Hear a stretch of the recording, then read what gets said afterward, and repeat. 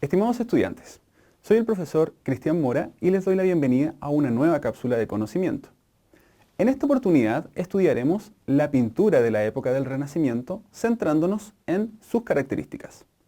El objetivo de esta cápsula es que ustedes puedan reconocer los elementos característicos de la pintura del Renacimiento a través del análisis de obras de la época. Al finalizar esta cápsula, ustedes serán capaces de responder la siguiente pregunta. ¿Cuáles son los elementos característicos de las pinturas del Renacimiento? Para comenzar, recordemos algunos conceptos que ustedes han visto en la clase. El Renacimiento fue un periodo y movimiento cultural desarrollado entre los siglos XIV y XVI, el cual promovió los valores del humanismo, exaltando al ser humano a través de diferentes expresiones culturales y campos artísticos. Si bien se desarrolló inicialmente en la península itálica, posteriormente llegó al resto del continente europeo.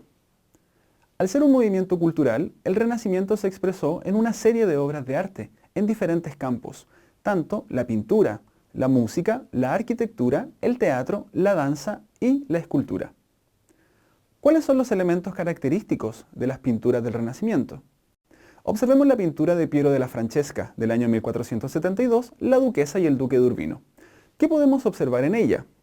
Quizás notaste que las personas retratadas ocupan el protagonismo total de la pintura, puesto que en el Renacimiento se exaltó al hombre y a la mujer como figuras de gran relevancia, ya que los hombres con poder pretendían destacar y trascender a su época, dejando un rastro de su existencia en la historia a través del arte. Hasta aquí podemos identificar dos elementos característicos de la pintura del Renacimiento. En primer lugar, el humanismo, destacando al ser humano como protagonista de la obra. Y en segundo lugar, el deseo de fama de los hombres del Renacimiento que buscaron trascender a su época a través del arte. Observemos ahora la pintura de Sandro Botticelli, La Primavera. En ella podemos observar hombres y mujeres en medio de la naturaleza, quienes en realidad representan a dioses de la antigüedad, estando en el centro la diosa Venus, quien recibe la llegada de la primavera. ¿Qué significa esto? Como recordarán, durante el Renacimiento buena parte del continente era cristiano, pero esto no impidió que las pinturas utilizaran elementos del mundo clásico, tales como los dioses de la época antes de Cristo. Esto debido a que el hombre renacentista veía el mundo clásico, Grecia y Roma, como una etapa gloriosa de la historia del hombre y por tanto destaca en sus obras los elementos del clasicismo. Además, las pinturas del Renacimiento incorporan gran cantidad de elementos de la naturaleza, tales como frutos, árboles, césped, paisajes y animales. Hasta aquí podemos indicar como tercer elemento característico de las pinturas del Renacimiento el clasicismo, que es la intención de exaltar al mundo greco-romano. Y en cuarto lugar, el naturalismo, que es la incorporación de gran cantidad de elementos de la naturaleza en la obra de arte. Observemos ahora una última pintura, La Escuela de Atenas, de Rafael Sanzio. En esta obra encontramos la incorporación de perspectiva y profundidad. Si comparamos esta pintura con un mosaico medieval, notamos que este último es plano.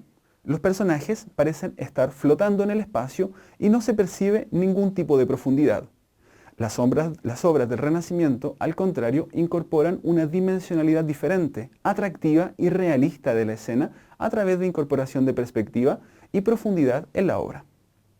Ahora podemos incorporar un quinto elemento característico de la pintura del Renacimiento, que es el uso de la perspectiva en las obras, agregando una nueva dimensionalidad y profundidad en ella. Si bien hemos hablado solo de 5 elementos de la pintura del Renacimiento, también debemos considerar como elementos importantes la exaltación de la belleza, el desarrollo de una delicada técnica de pintura y la utilización de motivos religiosos en las obras. Todos estos temas los conversaremos en la clase. En esta cápsula hemos podido reconocer 5 elementos característicos de la pintura del Renacimiento. Humanismo, como exaltación de hombres y mujeres que toman el protagonismo de la obra. Deseo de fama, como intención de los hombres de trascender a su época a través del arte.